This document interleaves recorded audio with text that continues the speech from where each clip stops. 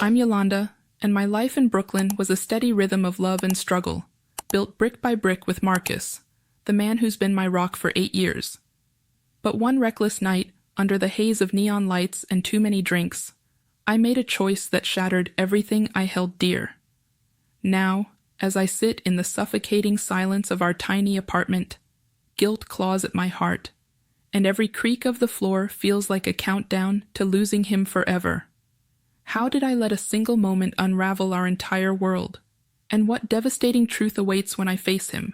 There's a certain stillness in the air tonight, a kind of quiet that feels like it's holding its breath, waiting for something to break. I'm Yolanda, 36 years old, sitting in the dim glow of my Brooklyn apartment, the world outside asleep while I'm wide awake, trapped in a cage of my own thoughts. I've lived here for nearly a decade, building a life with Marcus, my husband of 8 years. He's 38, a man with hands rough from years of fixing cars at his small auto repair shop, but a heart so soft it could melt stone. We've carved out something good together, a comfortable rhythm in this little corner of the city, even if it's not always easy. The long hours, the bills that seem to pile up faster than we can pay them, the petty arguments over who forgot to take out the trash. It's all part of the dance we've learned to do. I'm a freelance graphic designer, spending most of my days hunched over my laptop in our cramped home office, chasing deadlines that never seem to end. It's a life I've grown used to, a life I thought I knew inside and out. But now, I'm not so sure. Something happened a week ago. Something I can't shake. Something that's torn a hole right through the center of who I thought I was. I'm not ready to say what it is, not yet. All I can tell you is that it's left me hollow, drowning in a guilt so thick I can barely breathe under its weight. I haven't slept properly since that night. I lie in bed next to Marcus, listening to the steady, soft rumble of his snoring, while I stare at the ceiling, tracing the cracks in the plaster like they're a map to some kind of answer. Our apartment is small, just a 2-bedroom place with creaky floors and walls that carry every sound. At night, it's so quiet, I can hear the faint hum of the refrigerator in the kitchen, the occasional distant wail of a siren cutting through the dark. Marcus sleeps like nothing's wrong, like the world hasn't shifted beneath us. But for me, there's this heaviness in my chest, a stone that sits there, pressing down harder with every passing hour. I think about the people in our orbit, the ones who've been part of our story for years.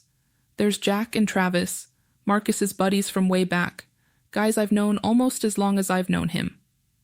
They're family in a way, always around for barbecues or late-night card games, their laughter filling up the spaces in our home. I don't know how they fit into this mess yet, or if they even do, but their names keep circling in my mind, like pieces of a puzzle I can't quite put together. Right now, though, it's just me and this silence, this unbearable weight of what I've done, or what I think I've done. I keep asking myself how I got here, how I let things spiral. Let me take you back to that day, a week ago, when everything still felt normal, when the weight I carry now was nowhere in sight. It was a typical evening after a grueling workday, the kind that leaves you feeling like your brain's been wrung out like a sponge. I'd just wrapped up a design project around 5 p.m., sitting in a sterile conference room in Manhattan after a long client meeting. My eyes burned from staring at my laptop screen for hours, tweaking fonts and colors until they were just right. I was mentally drained, craving nothing more than to collapse on my couch back in Brooklyn. I could have called Marcus to come pick me up. His shop isn't far, and he's always willing to drop everything for me. But I didn't. I wanted the quiet, the anonymity of the subway, a chance to just zone out among strangers instead of filling the car ride with small talk. So, I slung my bag over my shoulder, left the sleek office building, and descended into the underground maze of the city. The subway platform was buzzing with the after-work crowd, a sea of tired faces and hurried steps. When the train pulled in, I squeezed into a packed car, the doors hissing shut behind me. The air was thick with the smell of damp coats and stale coffee, a reminder of the drizzle that had started outside. I grabbed onto a pole near the door, my body swaying with the rhythm of the train as it lurched forward. The screech of metal on the tracks echoed through the car, a grating sound that somehow felt familiar. almost comforting in its predictability. Around me, conversations hummed, snippets of complaints about bosses, plans for dinner, a kid whining about something I couldn't quite catch. I let my mind drift, staring at the smudged window, seeing nothing but the blur of tunnel walls whipping by. Then, out of the noise, I heard it. My name, called in a voice I'd recognize anywhere. "Yolanda! Hey, over here!" I turned my head and spotted Jack, his broad frame easy to pick out even in the crowd. He's 35, a mechanic who works with Marcus at the shop, always quick with a joke and a laugh so loud it could shake the walls. Next to him stood Travis, 37, the quieter of the two, Marcus's friend since their high school days. Travis had his usual worn-out baseball cap pulled low over his eyes, his hands stuffed in his jacket pockets.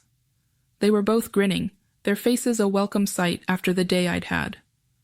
Jack waved me over, and I shuffled through the crowd, squeezing past a guy with a massive backpack until I reached them. "Long day, huh?" Jack said, his voice booming over the train's rumble. I nodded, managing a tired smile. "You look like you've been through the ringer," Travis added, his tone softer, almost sympathetic. We fell into easy chatter, the kind that doesn't require much effort. They told me about a tough job at the shop they'd just finished, some old sedan with a busted transmission that had them cursing for hours. I listened, half distracted, as the train rattled on, but their voices were a comfort, a tether to something familiar. Jack clapped me on the shoulder, his grin wide. "Hey, why don't we grab a drink? Rusty's is just a stop away. You look like you could use a break." I hesitated for a second, thinking of Marcus waiting at home, probably heating up leftovers for dinner. But the thought of unwinding, of letting the day's stress melt away, was too tempting. "Sure," I said, the words slipping out before I could overthink it. "Just one drink." We got off at the next stop, climbing the grimy stairs back to street level, the cool evening air hitting my face like a splash of cold water. Rusty's was a dive bar we'd been to 100 times, a hole in the wall with sticky floors and neon signs flickering in the windows. The jukebox was blaring some old rock tune as we pushed through the door, the smell of stale beer and fried food wrapping around us. We grabbed a booth in the corner, the cracked vinyl seats squeaking under our weight. Jack ordered a round of beers, and before I knew it, one drink turned into 2, then 3. Travis even convinced me to down a shot of tequila, the burn sliding down my throat as Jack cheered me on with that infectious laugh of his. My head started to buzz, a warm, fuzzy feeling spreading through me, loosening the knots in my shoulders. The conversation shifted as the night wore on. At first, it was all light stuff, shop gossip, dumb stories from back in the day. But then Travis got quiet for a moment before opening up about his recent breakup, his voice low as he talked about how empty his place felt now. Jack, never one to stay serious for long, admitted he'd been feeling lonely too, his usual bravado replaced by something raw, almost fragile. I found myself sharing more than I meant to, hinting at the pressure Marcus and I had been under lately. Money worries, long hours, the way we sometimes felt more like roommates than partners. I didn't dive too deep, but saying it out loud made the weight of it real in a way I hadn't expected. There was this strange energy building between us, a mix of vulnerability and something reckless, fueled by the alcohol and the late hour. I could feel it, like static in the air before a storm. Jack leaned back in his seat, draining the last of his beer, and shot us a mischievous look. "Why stop here? My place is just a few blocks away. Let's keep the party going." My gut told me to say no, to call it a night and head home to Marcus. I knew I'd had enough, knew I was already pushing boundaries just by being out this late without so much as a text to him. But the buzz in my head, the pull of the moment, drowned out that little voice of reason. I didn't want the night to end, didn't want to face the quiet of my apartment just yet. "All right," I said, my voice a little slurred, a smile tugging at my lips. "Let's do it."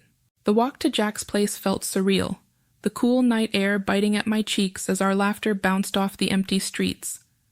The city was quieter now, the hum of traffic replaced by the occasional distant horn or the shuffle of our footsteps on the cracked sidewalk.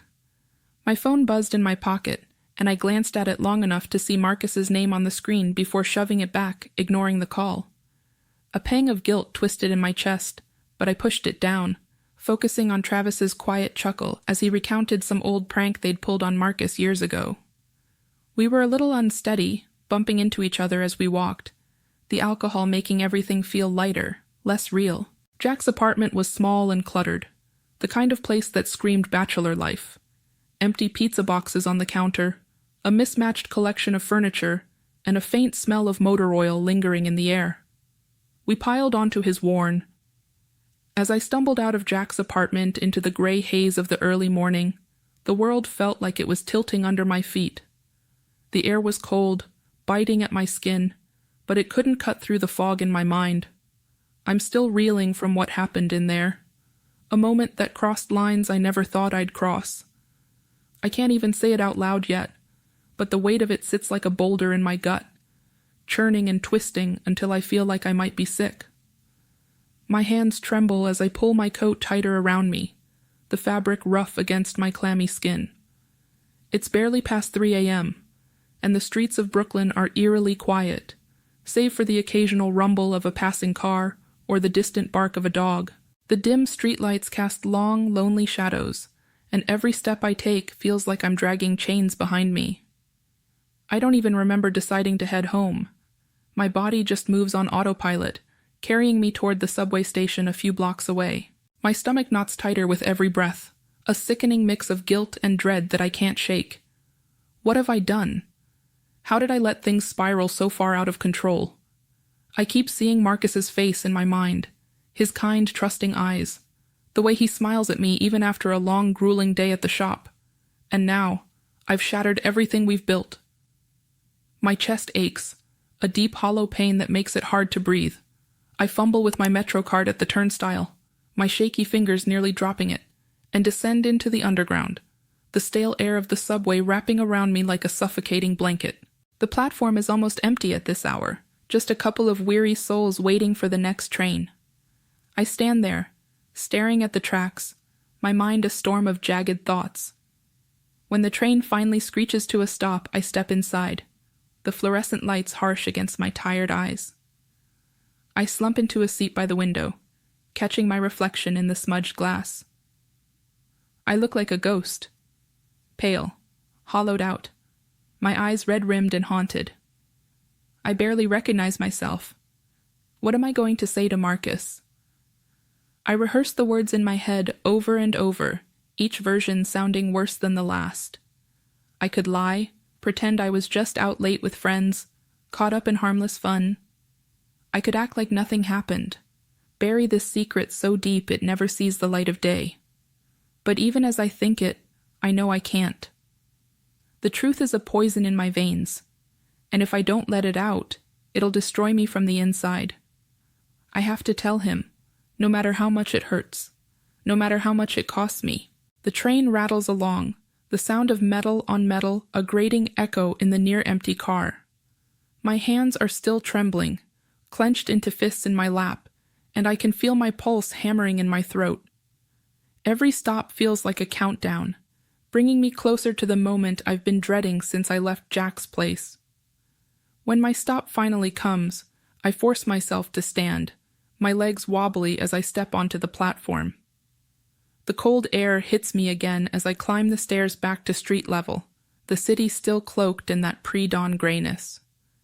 The walk from the station to our apartment building feels endless, each step heavier than the last.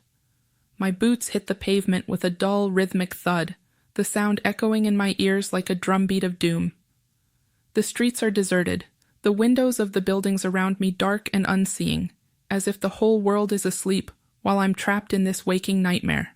I pass by the corner bodega, its neon sign flickering weakly, and the little park where Marcus and I used to sit on sunny afternoons, just talking about nothing and everything. Memories flood in, sharp and painful, of simpler times when the worst thing we faced was a late bill or a burnt dinner. Now, I'm carrying something so much heavier, a burden I don't know if we can survive. My breath catches. I'm standing outside our apartment door now, my key trembling in my hand as I try to fit it into the lock. The metal scrapes against metal, a jarring sound in the pre-dawn stillness, and I wince, hoping Marcus doesn't hear it from inside. My heart is a wild drum in my chest, each beat echoing in my ears as I push the door open with a soft creak. The familiar smell of home, faint traces of coffee and the lingering scent of Marcus's cologne, hits me like a punch, a reminder of everything I'm about to risk. I step inside, closing the door behind me as quietly as I can, but the silence in the apartment feels louder than any noise. The dim light from the street filters through the blinds, casting slanted shadows across the living room. I see Marcus there, sitting on the couch, the TV flickering with some late-night infomercial, the volume turned low. He's awake. He's been waiting for me. His head turns as I step into the room, and those kind, tired eyes meet mine. There's a flicker of relief in his expression, but it's quickly replaced by concern as he takes in my disheveled appearance, my rumpled clothes, the redness in my eyes, the way I can barely stand straight. "Yolanda, where have you been?" he asks, his voice rough with sleep and worry. "I called you." I was worried sick. I open my mouth to speak, but the words stick in my throat like shards of glass. I've rehearsed this moment 100 times on the subway ride home, but now that I'm here, facing him, all my carefully planned confessions crumble into dust. I drop my bag by the door, the thud of it hitting the floor sounding impossibly loud, and I shuffle toward the couch, my legs feeling like they might give out beneath me. I sit down across from him, the worn cushions sinking under my weight, and I clasp my hands together to stop them from shaking. My mouth is dry, my tongue heavy, but I know I can't delay this any longer. "Marcus," I start, and my voice cracks on his name, splintering like brittle wood. I swallow hard, forcing myself to keep going.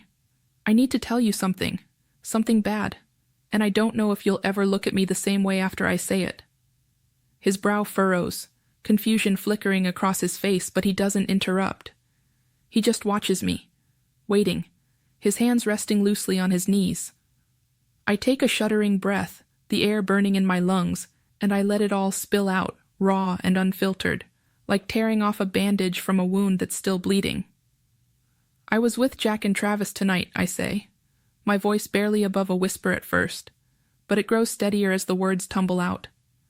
"We went for drinks after I ran into them on the subway. I meant to come home, I swear I did, but one drink turned into more, and I lost myself. I drank too much, Marcus. Way too much. And I did something I can't take back. I crossed a line. I was unfaithful. I let things happen that never should have happened. Things I'm so ashamed of I can barely say them out loud. I don't go into the gritty details. I can't bear to paint that picture for him. But the implication hangs heavy in the air, a dark cloud that chokes the space between us. My voice breaks again as I finish, a sob catching in my throat. "I'm so sorry. I'm so sorry." I force myself to look at him, to see the damage I've caused, and it's worse than I imagined. His face shifts as my words sink in, like watching a storm roll in over a calm sea.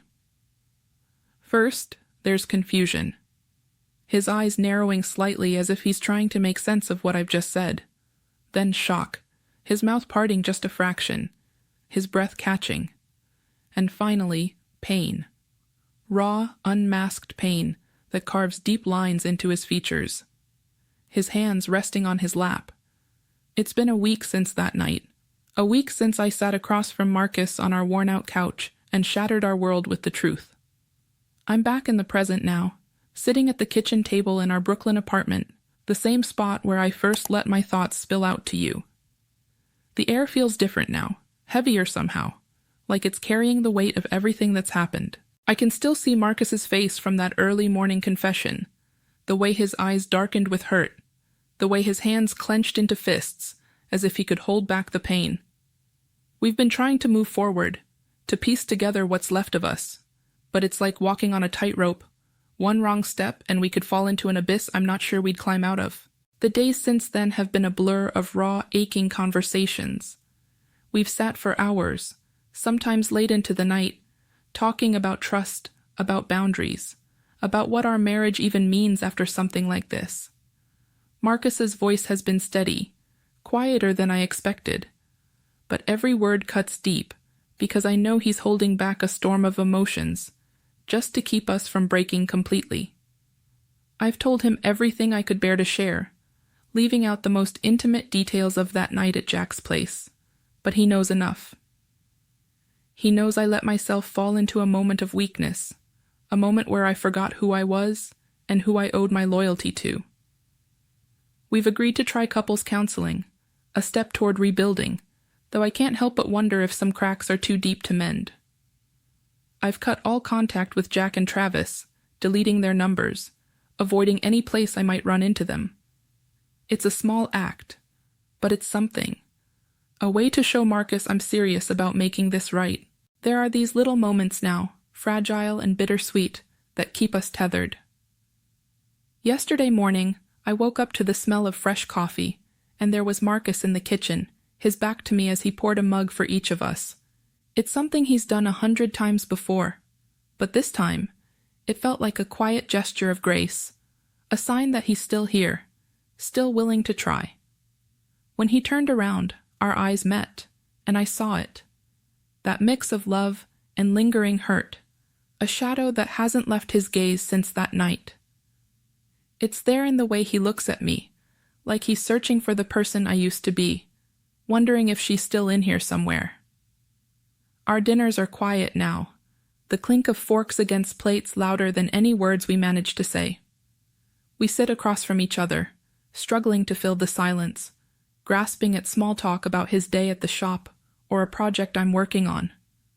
But underneath it all, there's this unspoken ache, a chasm we're both afraid to cross. Inside, I'm a mess.